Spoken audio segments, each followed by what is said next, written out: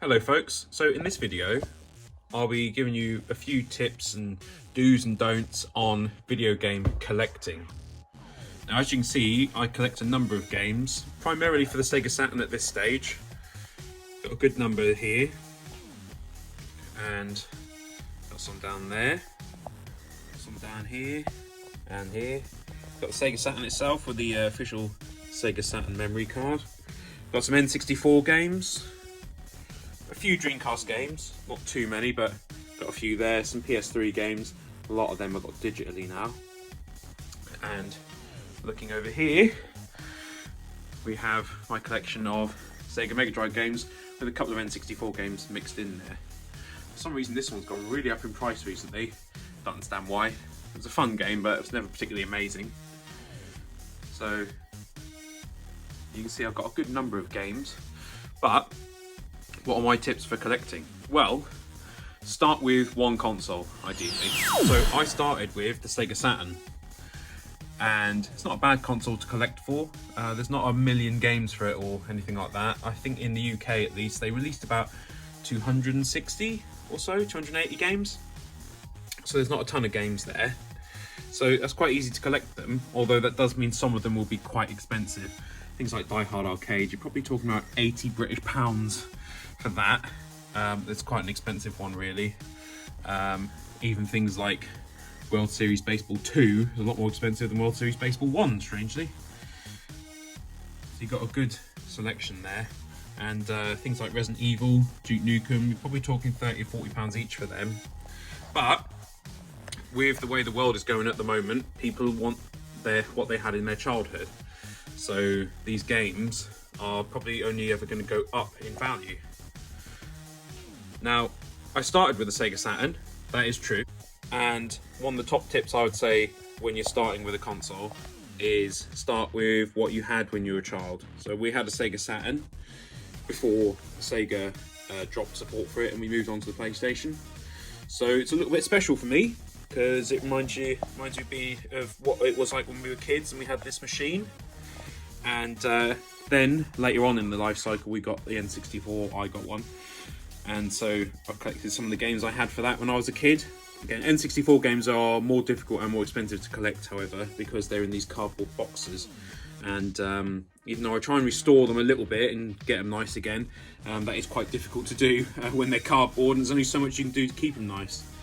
Sega Saturn boxes aren't the easiest to keep nice either, because a lot of them have this paper shell that goes onto the plastic inner, and those do come away. So you can glue them back together again, and you can sort of touch up the outsides of the case, but where they're open and shut, they will gradually wear, so you need to sort of look after them. But they're easier to collect than for the N64. Now the Dreamcast, these cases, they look fairly robust, but that plastic is quite brittle. And as you can see, a number of my games have got little cracks forming in the plastic there. You just got to be careful with them, really. Don't drop them or anything because they are quite brittle. PlayStation 3 games, I only collected a few of them that I had when I had the system, because they released so many for that. Got a couple of Mega CD games that I had growing up, like Cobra Command, Ground Zero. I think I've got Microcosm in here somewhere. Yeah, probably at the back there. Microcosm's in the back there. And I've collected some PlayStation 1 games that I had growing up. Again, I've got a Repro here, which is pretty cool. But again, they released so many games, you're never going to collect them all. I mean, you could in theory, but there's just 4,000 or something games, you're probably never going to collect all of them. So I'd start with something like the Sega Saturn, or a little bit older, go for the Megadrive. You can get a lot of games from the Megadrive for not too much money, and because they came in these plastic clamshell cases, they've held up really well to the test of time. Not so much with games like Sonic and Knuckles, because that was one of the later games, came in cardboard, so that's why it's in this little protective shell there. But this is not a bad console to collect for, to be honest. So what's my tips?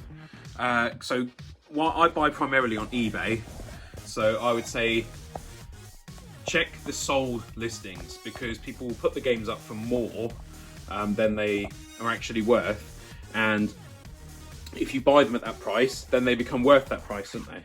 So if I buy this at £150, it's now worth £150. Whereas oftentimes if you wait or you bid, you can actually get them cheaper, because people won't impulse buy with bidding. They'll just see how it goes, and when it goes too high, they'll probably stop and won't do it. So it's worthwhile to bid on these games and check the sold listings on eBay. Because, for example, this game would go for £20, £30, maybe 40 if it's in really good condition. But someone might try and sell it for 50. Now, it's probably not worth 50, but if everyone buys it at that, then it is. So check those sold price listings and then, you know, offer people. Because some people, they'll put or offer me a price, and that's worthwhile to then offer them what the sold price was, or slightly above or slightly under, and you get a more fair listing then, and it's kind of better for everyone, especially if you're into collecting these things. I've seen the price shoot up over the years. This game here goes for about £150 now, which is just crazy really, because as you can see from the case, it's an earlier Sega Megadrive game, so there would have been plenty of them released, so I really don't get the crazy increase in price on that one. So initially, stick with the games that you had as a kid. You can get a nice little baseline then, and then you can add to that later on.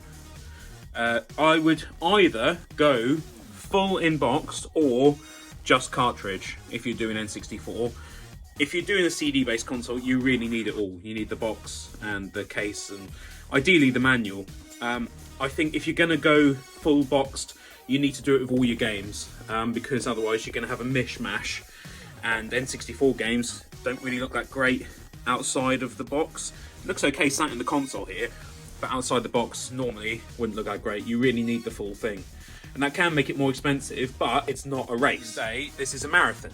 This should be something you really enjoy from your childhood, and you collect them because you like to have these things again. So you buy them and you hold on to them, and if they're too expensive, leave it. There'll always be another one come up for sale. So just buy them when they're at the right price for you. Don't feel like you have to complete your collection. You've got a lot of years left in your life, hopefully. So just take it easy. Don't rush to buy these things. As you can see here, I've got Gran Turismo, because I had that as a kid growing up. This was our first PlayStation 1 game, Resident Evil 2. Cost a lot of money to get at the time. Probably cost about £50 for my parents to get that for us. Very special indeed. I've also recently got into collecting a couple of big box PC games, and I'll show you that now, but I've only got one so far, but again, it's one we had as kids, and so it's quite special to us. So this is my Civilization 2 big box.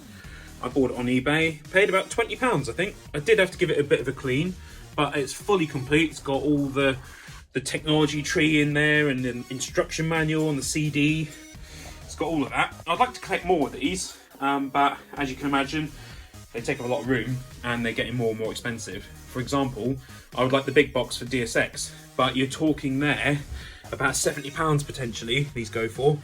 That's way too much money really, but maybe one day, if I make a bit of money on some stocks and shares or something like that, perhaps I'll treat myself to that. That's been my video on game collecting. Now, notice I didn't say retro games collecting, because you can collect anything. I've got quite a good selection of Switch games there. Not so many PS Vita games, most of them are released digitally. Good amount of PS5 games and PS4 games. I really go for the collector's editions more than anything. But it's nice to collect these things, and they look nice on the shelf. It's nice to see them. Reminds you of the fun you have with these things, with your family and whatnot, and friends. I don't think there's anything wrong with collecting these. To finish off, we have our collection of mini consoles and whatnot as well. Gotta have these. So I hope you found this video useful. If you did, remember to give that a like, comment, subscribe, and check out my Patreon. Thank you very much for watching, and I hope you have a brilliant day. See you in the next video.